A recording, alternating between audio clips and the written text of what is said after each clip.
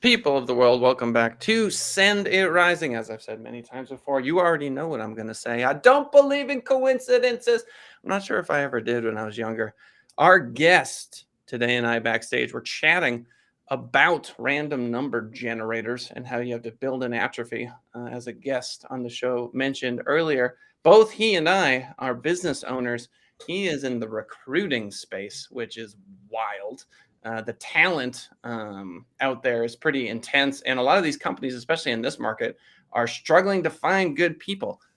A lot of folks interview well, you know what I mean? And then they're not so great. So it's his job because if he brings someone who interviews well and then they're a terrible candidate, are they going to go back to him? I don't think so. So he's got to find quality people. How do you do that? And aren't the people that interview the best some of the worst employees because they're great at interviewing, so they interview more often? What are all the factors that you have to take into account when you're looking for the top talent? We're going to find out the answers to all those questions in today's episode, How to Start a Recruiting Company. Ladies and gentlemen, welcome to the show, the one, the only, James Mackey. Hey, what's going on? Thanks for having me. Yes, good to have you here. So, because life is not hard for you and you never suffer, it must have been very easy to start this company, right?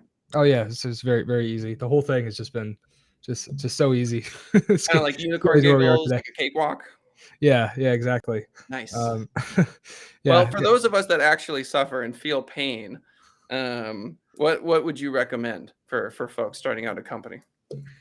So yeah, I think the most important thing when you're starting a business is to really just the most important thing is getting revenue in the door immediately or as soon as possible. So I think a lot of companies, they kind of fall in this trap of like, oh, what's going to be a really cool name, or like I got to make the website look really cool, or let me focus on my branding. And what I always say is, branding of course is incredibly important. If you're going to become an industry front runner, you need to have the customer journey.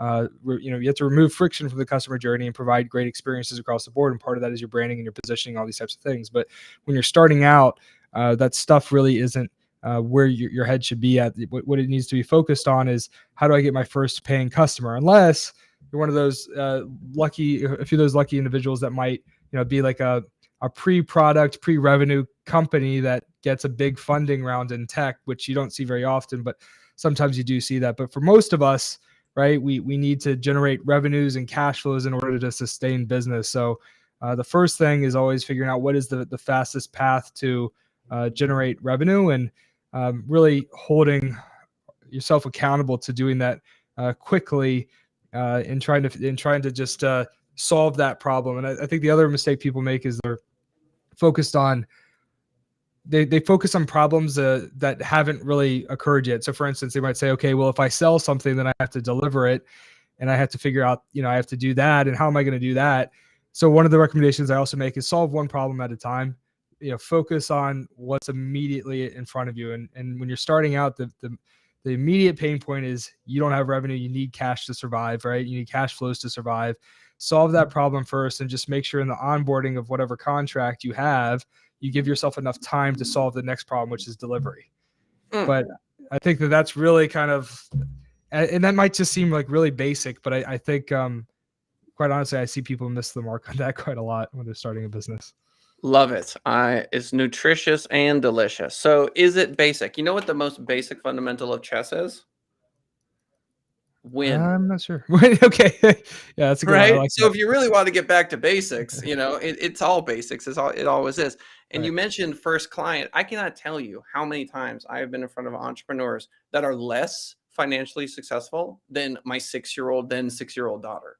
So she would just take candy, no menu, nothing, just candy, plop it out on a table at the park and go, candy for sale, no prices, no nothing. So question one, are there people who want candy? Right? So are there people who want recruiting? Are there people who want tax solutions? Are there people that want whatever widget you're selling? Of course there are. Are you in front of them? Yes or no? Okay, now you're in front of them. Great. they're going to ask you, like, how much is it? Like, it's not that hard. So she literally is more profitable than probably half the entrepreneurs I end up talking to. Like, they've got sunken costs, they've got whatever. She's taking like old Halloween candy and she has whatever, marking it up like 300%. You should see her prices are outrageous. And then a problem that hasn't happened yet. I love that too. That's so good because our fear mind is constantly posing problems that don't currently exist to us and going, well, what if this happened? And you're like, shut up, fear mind. Like, we're not there yet. You're irrelevant at this point. So I don't need to listen to you. And so that's absolutely true. And then finally, one at a time, I say that to myself constantly. Like, whenever I'm doing something, I start feeling stressed. I just go, I have to take the fork from the dirty fork and put it in the dishwasher. That's it. Oh, now a new problem presented itself. Now I have to clean off the counter. Okay, well, I did that. Oh, look, now I have to vacuum. Like, the next thing easily presents itself in that flow. So how beautiful is that? So let's get to the question of the day: how to start a recruiting company specifically, which is different than just generic company. Well, I think relationship based sales are very important, particularly. Well, I was going to say potentially more even so for a services company, including recruiting companies. So you need to. The way that I did it is I developed a strong presence on LinkedIn, and I built a following on LinkedIn, and that allowed me to. And I was publishing content, so I was able to create an inbound lead program pretty fast. I wasn't doing any outbound, and we actually only now 7 years in, we just started doing outbound. Like, that's just, we recently hired a VP of marketing, and part of that is optimizing obviously like our inbound motions and adding additional channels, but we also now are starting to do some outbound outreach as well. But that was basically what I did. I mean, I went on, I used Wix, like a template site. I built that website in like a day or two. I built the logo myself. It was pretty crappy, honestly. It wasn't very nice, but it worked, something, and got a couple of virtual office spaces with local phone numbers, that type of stuff. And from there, just built out my network on LinkedIn. And we got an inbound lead from GrubHub, and they actually turned out to be my first client. And within a month, we, at the time, we were a contingent agency, so it was fee-based stuff, right? Like, we'd help them hire somebody, they'd pay us a fee. We don't do that anymore, but that was the model at the time. And so was able to generate revenue within the first month of business. We got a $20K fee and used some of that to, start investing in the business. And within 3 months, we had signed an exclusive contract with them for their B2B sales hiring across North America. And we made several other hires with them. And then one of their VPs left and went to a company called WeWork, which at the time nobody had actually really heard of. I got a call from their basically their chief growth officer saying, "Hey, I got this. We're working on this company called WeWork. You probably haven't heard of us, but we're going to be huge." And we became, their preferred vendor for revenue staffing across North America. And so it kind of just exploded from there. So really, at first, it's developing some kind of inbound lead capture, channel, ideally leveraging social relationship-based sales, and that's and starting on the contingent side as a recruiting company. It's a very low barrier to entry. The best place probably to get started is contingent. That model starts to become more difficult if you want to scale because your revenue isn't recurring. So for personally, I do not like business models where you have recurring expenses, but you don't have recurring revenue. That just doesn't seem like a business, that I can't even think of a business like that I'd want to be in. So a couple of years into SecureVision, we pivoted and we went to what's called an RPO model, recruitment process outsourcing. And it's essentially like a subscription in which we essentially like lease teams of recruiters to tech companies. It's kind of what we do, right? So it's a different model, and it's a scalable model, and that's what I'm working on scaling right now. So, but to answer your question, I think when you get started, it's relationship-based sales, it's leveraging LinkedIn, stuff like that. The dirty secret behind capitalism is that you're buying time. That's it. I mean, that's what it boils down to. It's like, hi, here are these incredible people that I represent, that I own this company. Do you want their time or not? Would you like to purchase hours of their time? Yes or no? Okay, great. And that's it. It's that simple. So can you find someone who wants to buy those people's time? And then everything else is just structuring, right? You can do a contingent, you can do it based on this recurring model. Web development alone is not a company I would want to run. We do web development. We're great at it, but the Mhm. revenue does this, right? But internet marketing revenue is stable. So I agree with you on the recurring revenue model.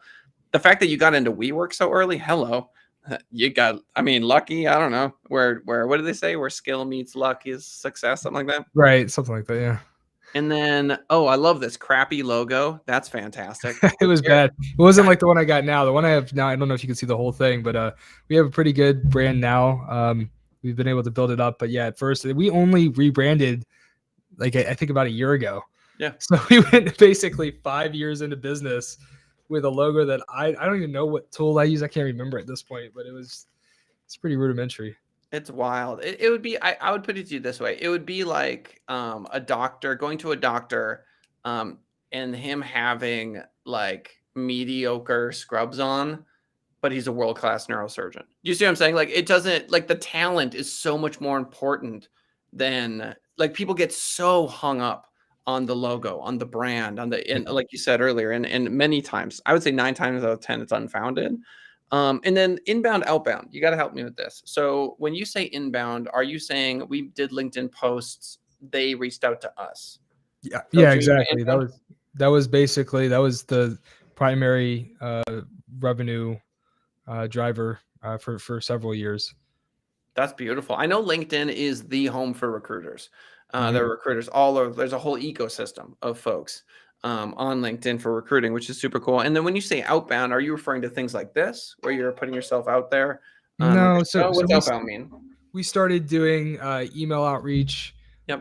stuff like that, which is a little bit, I guess, not even more of like a sales motion than marketing. But our VP of marketing, is doing a lot of several initiatives. So, we have some outbound stuff going through there. We also started advertising recently, Google, LinkedIn, and now I don't know the like tactical specifics of those projects because I'm not running those projects hands on. But yeah, we're opening up to several other channels. But prior to hiring the VP of marketing, basically, LinkedIn content was big. Referral word of mouth was generating about 75% of our revenue.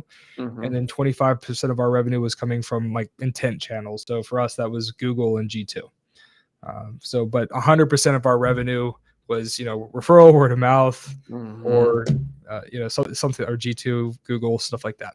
Yeah, well, that's how it goes. And I think a lot of entrepreneurs, before they get into this sort of thing, have to grapple with being a salesperson when they want to be a business owner. And originally, like you said, if you have no revenue, what are you? You're an Oh, yeah, employee of a yeah. company with $0. Like you have to be a commission-only salesperson to launch a business. Am I wrong? Yeah, it's having a background in sales, particularly if you're starting a services company, is probably the best background that you can have. If you're starting a product company, then having a product engineering background can be helpful too. But I think for companies similar to ours, right? I mean, having a sales or a marketing background is going to be probably the most important thing. And so that's when I started my career. I started as a SDR doing cold calls, and it was pretty hard. And That's brutal. yeah, right. So I started there, then became an account executive, and then did account management, and so I really came up on the sales side for a recruiting firm. So that was definitely very helpful. Even though I wasn't doing outbound, I was still very much so. I was just used to having those types of conversations, and I knew how they went, and I know what were points of concern when it comes to contract negotiations and these types of things. I think though, like one thing I would say is like people don't have to worry about if they're not like super extroverted. Like that doesn't mean you can't be good at sales, and like you don't even have to be like a great networker, like a traditional networker, or just the life of the party or whatever. I mean, you really just have to understand, like you have to know the customer very well. You have to know what their pain is, where their pain is, like what opportunities are in front of them. Like as long as you know those things and you can be consultative and explain how you can solve that problem, it really, your personality just quite honestly just doesn't matter. I think as much as a lot of people think that like, oh, could I do sales or do I have the right background? It's just more about how well do you know your customer and how well can you tell the story of what you can do to solve their problem or present an opportunity for them. Yeah, Right. that's so true. Because there's a cliche of, or a stereotype of like the drunken partying it's usually a dude, sales guy. That's the stereotype, right? Right. And there's a little bit of truth to that as I've, moved in sales circles over time. There is that sort of idea. Scott, what's his name? The main character from The Office. Remember him? Oh yeah, Michael Scott. Yeah. There it is, Michael Scott. One of my favorite episodes is where, spoiler alert, is where he takes one of his clients where he can't beat him on price, and he takes him out to like a Chili's or something, Yeah. and they drink a bunch and they're doing all this, and they don't mention work at all. Right. Zero. He's hanging out, he's having a good time, and then there are a few drinks in, and they're about to say goodbye, and he's like, and then they have this really candid moment where Michael Scott says to him, "Look, like I can't on price. I just can't compete with these guys. I can't do it." And the guy's like, "You know what? I'll throw you a bone. I'll stick with you." Relationships, man, it's wild. But that whole idea of getting drunk and like partying and doing all that sort of thing, I've never done that in sales. So I think that's more like maybe it's just not my style. So I'm with you. Yeah. I don't think you have to play into whatever that is. Not to say there's anything wrong with that, but that's not been my style from day one. I like getting in front of rooms of people and presenting. Yeah. That works for me. That's good. Yeah, I don't even like that. I mean, what I just prefer, I love having like the inbound engine where like I just basically have to I go on a discovery call, and it's, we worked with over like 150, hyper growth VC backed tech companies primarily. We work with services firms too, but by and large, it's these hyper growth tech companies, right? So it's, we know them very well. I already know all the problems that they have before they come to me. So I can, on that call, I can just start solving problems for them. Like I can, that's what's like cool about it. It's like, whether they decide to move forward with us or not, like they're going to get value from SecureVision. Damn it. Like that's kind of the attitude. Like you will be better off as a result of talking with us. So we kind of take that approach and just look at it as like kind of almost like an advisory call. We're going to tell you about how we can solve the problem, but we're also going to ask some questions to uncover some areas that you can immediately kind of focus in on to get better results. And I really love that because we're in a pretty cool place where I really don't even have to. I mean, I don't really have to do like sales, so to speak. Like I don't really have to be persuasive. It's more so just, I guess storytelling is persuasion in a sense. So I guess there's that element. Like I am telling a story about like what we do and how we can help, but it's really more so just about solution crafting, saying this is how we go about doing it. Here's the data. Here's our references. Here are the logos we've worked with. If you want to work together, great. And it's kind of just, we'll send you the proposal and then it's really, we just leave it up to the client. We might send a couple follow-ups or something like that, but there's no like follow-up where it's like we're trying to sell or like even really add more value after that point. It's more of just like, hey, are we going to do this thing? Like, what do you want to do? Right. Yeah. And so it's just I love that type of engagement. What I don't like is at the beginning of my career when I was doing outbound cold calls, like that kind of interruption marketing, outbound stuff. Not a huge fan of that. More so just building online presence, building the brand of your organization, growing through referral, word of mouth, and just being that consultant that can come in and advise. Essentially, is a business kind of model, revenue model that I prefer greatly. And I think every company should strive for that kind of model as much as possible, right? Yep. Warm leads. From my perspective, from a marketing, dude, my competition went from the local area to the world in the pandemic. I mean, because you can find a marketing agency anywhere in any country. The fact that they're in Vegas or not, I happen to live in Las Vegas. It doesn't matter. It doesn't make any difference. And so warm referrals are everything. Because so many people have been burned by marketing agencies in the past, and they're looking for someone that they can trust. And so Google reviews, warm referrals, big deal. You cold calling, I want to dive into that a little bit. So who did you cold call for? Oh God, it was like Kforce, and I was like 21, and I was cold calling into CFOs, and I there was like nothing I could do to add value to them. It was so awful because I was like one of like 10,000 staffing companies hitting them up every day and just basically trying to convince them why, they should trust me. Right. I mean, come on. So I obviously like leverage like Kforce, like the brand and all this stuff. But it's like those big staffing companies, it's probably similar in marketing agencies, but like there's such a discrepancy when it comes to quality, and everybody's been burned, and everybody just kind of is like pissed off at like your industry. So it's like, okay, so I'm this kid that, quite honestly doesn't know jack about their business, and I'm trying to like, tell them how why they should work with me. So it was hard. I mean, it was the first 6 months were a grind. But you get better at it, right? And it was really, at that point, it was just how hard can I work? And I just got to put up a ridiculous amount of volume. And then also, the other part of this challenging for me is I was actually more of an introvert.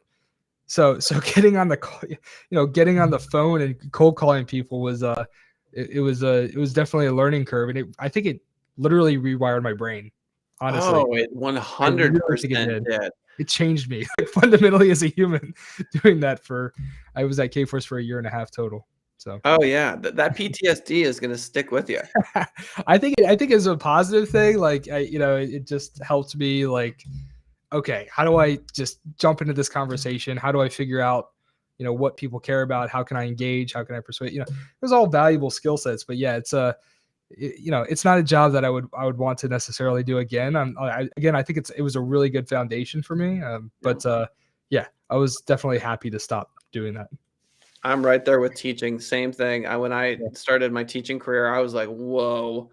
First time I ever taught, they didn't give me a curriculum. They're like, you develop it. I'm like, oh, that Great. makes sense. First year teacher, just no curriculum. That's probably smart. So it was just absolutely wild. And the number of times that I would like go just completely flush and sweat with like nerves was probably like three to five times a day. I mean, or like you're like wrapping up a lesson and there's 5 minutes and you don't know what to do. Seasoned teachers don't have this problem, right? Because they've seen it all. They have all these things they have tons of tools in their tool bag. Like they're ready, they're prepped, they're good. New teachers wash out so fast because it is so much harder than it looks to be a really good teacher. I'm sure. What were you teaching? Spanish and ESL. What age? Oh, I started 4th, 5th, 6th grade, and then high school, and then 1st, 2nd, 3rd, something like that. Okay, And wow. I taught adults. I actually taught everybody. Nice. How long did you do that for? 4 years. Nice. So you stuck with it. Yeah, You I really did. did. And I would have kept doing it if there wasn't a hiring freeze in Nevada. Oh, I wow. ended up that's how I got into this because I was blogging, I was writing lesson plans online, and it was going well, and that was enough for me to get some job as a blogger at some little startup marketing agency, Nice. and the rest is history. Yeah, good stuff. Good. Yeah, so I did some coaching. I used to coach Muay Thai and boxing and Oh, let's MMA and all that go. stuff. Yeah, it was fun. I loved it. I was teaching like martial art classes for a pretty long time, and it was interesting when I was actually working in a boxing gym, and one of my students was a VP of sales at Kforce. So then that was how I got the opportunity to be an intern at Kforce. Was because the VP was one of my students, and I told him I was looking for to do something in sales or in B2B, and so he was able to get my foot in the door. That's amazing. I've been a martial artist my whole life and Oh, still yeah? do. I still go out Tuesdays with my friend Rich and we punch and kick and do some Tai Chi in the park. It's fun. Cool. Nice. Yeah, Yeah. I used to compete in Muay Thai primarily. Like that was. Dude, I bet your shins are gnarly with scars. Oh yeah, they're totally jacked up. It's definitely a very young person's sport. I mean, I was doing when I was like, my first fight, I think it was like a week after my 17th birthday.